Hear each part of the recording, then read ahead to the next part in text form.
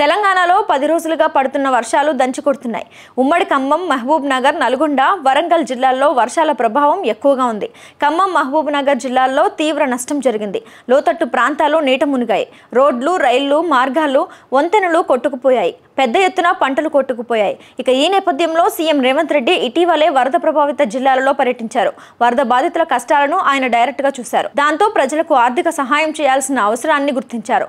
ఈ క్రమంలో ప్రభుత్వం కీలక నిర్ణయం తీసుకున్నట్లుగా తెలిసింది. సీఎం పర్యటనకు ముందు ప్రభుత్వం వరద బాధిత కుటుంబాలకు 10,000 చొప్పున ఆర్థిక సహాయం చేస్తామని ప్రకటించింది. దీనిపై ప్రజల నుంచి పెద్ద ఎత్తున విమర్శలు కూడా వచ్చాయి. వరదలతో సర్వం కోల్పోతే 10,000 మాత్రమే ఇస్తామంటారా అని బాధితులు వరద బాధిత ప్రాంతాలకు వెళ్లిన సీఎంను ప్రశ్నించారు. వారి ఆవేదనలో అర్థం ఉంది. ఈసారి వచ్చిన వర్షాలు, వరదలు చాలా తీవ్రంగా ఉన్నాయి. అందువల్ల ఉత్తర తెలంగాణలో చాలా జిల్లాలు ప్రజలు ఆర్థికంగా నష్టపోయారు. వారిని ఉద్దేశించి ప్రభుత్వం తాజాగా తన నిర్ణయాన్ని మార్చుకుంది. ఈ క్రమంలో వరదల్లో సర్వం కోల్పోయిన ప్రతి ఇంటికి ప్రభుత్వం 17,500 ఇవ్వనున్నట్లుగా తెలిపింది. నిజానికి ఇది కూడా సరిపోదు. కానీ ప్రభుత్వం దగ్గర భారీగా డబ్బు లేదు.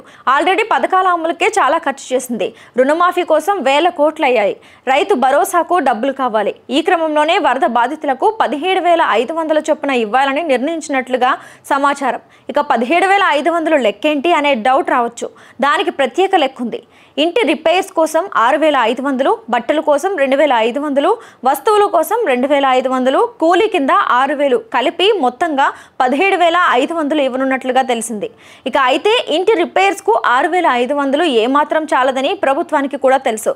అయితే కేంద్రం నుంచి వరద సహాయం రావాల్సి ఉంది.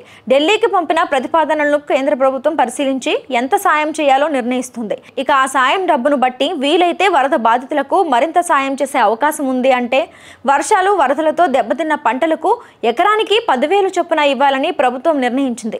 ఇప్పటికే వేల రూపాయలు పెట్టుబడి పెట్టామని, 10,000 దానికి చాలవని రైతులు కూడా పేర్కొంటున్నారు. ప్రభుత్వ నిర్ణయంపై ప్రతిపక్షాలు కూడా ఆగ్రహం వ్యక్తం చేస్తున్నాయి. బీఆర్ఎస్ ఎకరానికి 30,000 ఇవ్వాలని డిమాండ్ చేస్తోంది. ఎంత పంట నష్టపోయారో రిపోర్ట్లు వచ్చాక చూసి దానిని బట్టి సర్కార్ పరిహారంపై మరోసారి ప్రకటన చేసే అవకాశం ఉంటుంది. వర్షాలు ఇంకా తెలంగాణను వదలటం లేదు. ఈ వారం అంతా కూడా వానలు పడతాయని భారత వాతావరణ శాఖ కూడా చెప్పింది.